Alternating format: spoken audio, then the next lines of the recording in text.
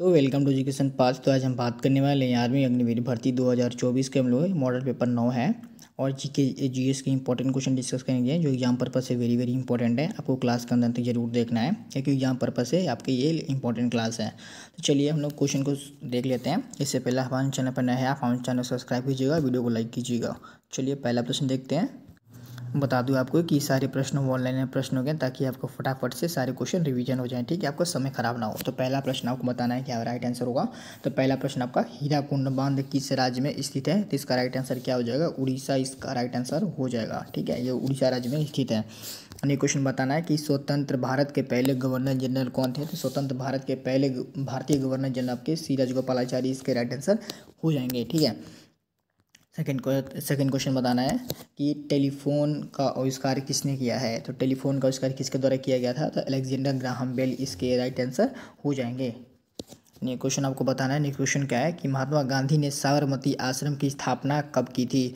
तो महात्मा गांधी ने साबरमती आश्रम की स्थापना 1916 आपको याद रखना है। ठीक है, और बताना है कि साबरमती आश्रम कहाँ है, कमेंट करो बताना है साबरमती आश्रम कहाँ होता है, गुजरात आपका राइट आंसर हो जाएगा। ये क्वेश्चन बताना है आपको कि चौरा चौरी कांड कब और कहाँ हुआ है। तो चौरा चौरी कांड कहाँ स्थित है। तो चौरा चौरी कांड आपका 4 फरवरी 1922 में इसको कांड को किया गया था।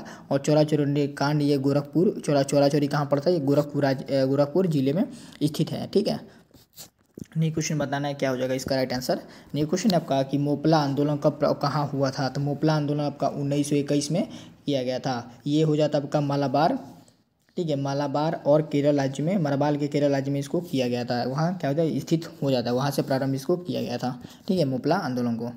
ने क्वेश्चन बताना है कि स्वराज दल की स्थापना किसने की है। तो स्वराज दल की स्थापना मोतीलाल नेहरू, ठीक है, जवाहरलाल नेहरू नहीं, मोतीलाल नेहरू और चित्तरंजन दास द्वारा किया गया था। आपको जवाहरलाल नेहरू ऑप्शन दिया होता है पर आप जवाहरलाल नेहरू मार देते हैं। ठीक है, मोतीलाल नेहरू आपका राइट आंसर होगा।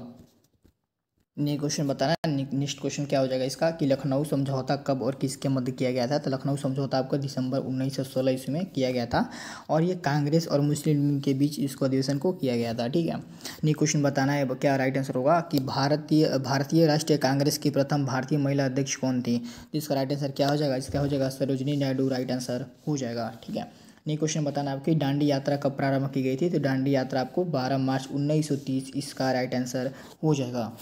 ने क्वेश्चन बताना है क्या है कि जंतु विज्ञान के जनक कौन है। तो जंतु विज्ञान के जनक अरस्तुत माने जाते हैं, राइट आंसर होगा अरस्तुत। ने क्वेश्चन बताना है कि आगरा का किला किसने बनवाया था। तो आगरा किला अकबर द्वारा बनवाया गया था, राइट आंसर होगा अकबर। ने क्वेश्चन बताना है आपको किसके जन्म दिवस पे खेल दिवस के रूप में मनाया जाता है। तो इसका राइट आंसर हो जाएगा मेजर ध्यानचंद राइट आंसर होंगे। ने क्वेश्चन बताइए क्या होगा इसका कि विश्व पर्यावरण दिवस कब मनाया जाता है। तो विश्व पर्यावरण दिवस 5 जून इसके राइट आंसर हो जाएगा। ने क्वेश्चन बताना है आपको कि चंपारण सत्याग्रह कब हुआ था। तो चंपारण सत्याग्रह 19 अप्रैल 1917 राइट आंसर हो जाएगा। नेक्स्ट क्वेश्चन बताना है आपको कि राष्ट्रपति किसकी सलाह पर लोकसभा के उसकी अवधि की समाप्ति कर पाता है, किसकी सलाह पर करता है। तो इसका राइट आंसर होगा प्रधानमंत्री राइट आंसर हो जाएगा। नेक्स्ट क्वेश्चन बताइए क्या होगा इसका कि सांची का स्तूप किसने बनवाया था। तो सांची का स्तूप किसके द्वारा बनवाया गया था आपको बताना है। तो सम्राट अशोक द्वारा इसका राइट आंसर हो जाएगा।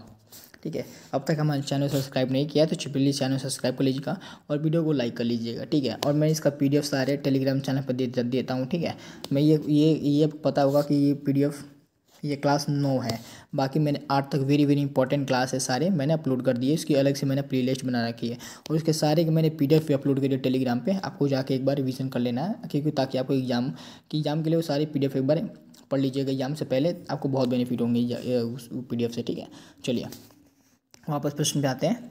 प्रश्न आपका कि प्रसिद्ध चीनी यात्री फाहियान ने भारत की यात्रा किसके शासनकाल में की थी।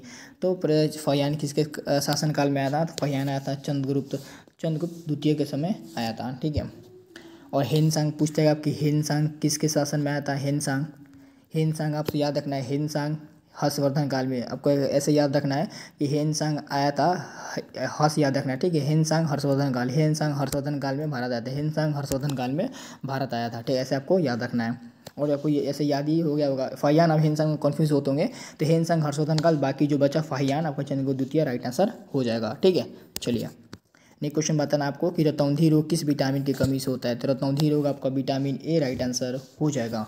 नेक्स्ट क्वेश्चन बताना है कि पोंगल किस राज्य की त्यौहार हो जाता है। तो पोंगल किस राज्य के त्यौहार हो जाता है, तमिलनाडु राइट आंसर हो जाएगा, पोंगल तमिलनाडु। ये क्वेश्चन बताना आपका सबसे कम आयु के प्रधानमंत्री कौन बने थे। सबसे कम आयु के प्रधानमंत्री राजीव गांधी को हम लोग जानते हैं, राइट आंसर होगा राजीव गांधी। ये क्वेश्चन बताना है कि लोकसभा में बहुमत दल का नेता कौन होता है। तो आपको पता ही होगा लोकसभा में जो बहुमत दल का नेता होता है और हम लोग कहते हैं प्राइम मिनिस्टर यानी प्रधानमंत्री, राइट आंसर हो जाएगा। ये क्वेश्चन है आपका कि कौन से प्रधानमंत्री की नियुक्ति के वक्त किसी भी सदन के सदस्य नहीं थे। तो कौन हो जाएंगे, एच.डी. देवगौड़ा, राइट आंसर हो जाएंगे एच.डी. देवगौड़ा। ये क्वेश्चन बताना है क्या है कि किस प्रधानमंत्री ने एक भी दिन संसद नहीं किया। तो इसका राइट आंसर हो जाएगा चौधरी चरण सिंह, राइट आंसर हो जाएंगे। ये क्वेश्चन है कि यथार्थ कार्यपालिका की समस्त सत्ता किसमें नीत होती है। तो किसमें नीत होती है, इसका राइट आंसर हो जाएंगे मंत्रिपरिषद, राइट आंसर हो जाएगा। ठीक है, ये क्वेश्चन बताना है क्या होगा कि संघीय मंत्रिपरिषद के मंत्री किसके प्रति उत्तरदायी होते हैं। जो संघीय मंत्रिपरिषद है किसके प्रति उत्तरदायी माने जाते हैं, तो लोकसभा के प्रति और ठीक है लोकसभा प्रति उत्तरदायी माने जाते हैं। ये क्वेश्चन बताना है क्या है कि किसी भी सदन का सदस्य बनने बिना कोई व्यक्ति मंत्री पद पर कितने दिनों तक आश्रित रह सकता है। इसका राइट आंसर क्या हो जाएगा, 6 मंथ।